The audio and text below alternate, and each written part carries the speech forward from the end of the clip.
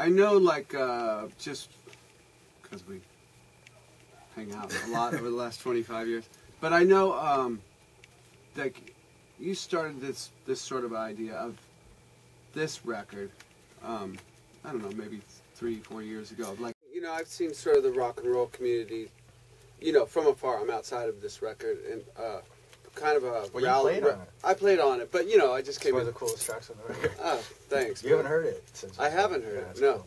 but it was a challenge. All of them are in active bands, or Yeah. sort of, right? And so it's a big deal, isn't it? And actually, music was sort of like the currency to Yeah. get people to do this. It was like, I'm there for you if you need me for anything, and I've already done something with you, or whatever it was, and vice versa. And it was all sort of like that's what we were using for the going rate. Yeah. You know.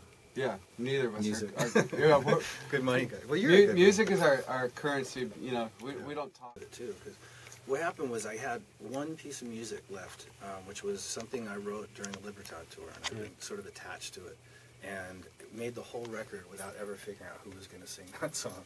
So at the end, I was like, "Fuck, I gotta figure out who's." It was early '88, something like I that. thought it was '87 that followed. Maybe it could have been, but it was a 88. long time ago. You know.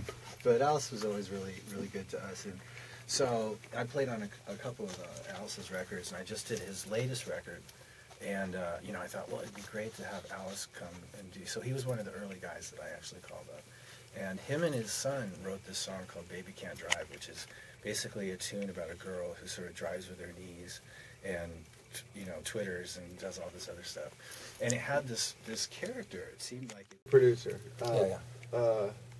And kind of the days are gone for people listening that like back in the '70s and maybe even '80s, like a producer would really work with you on a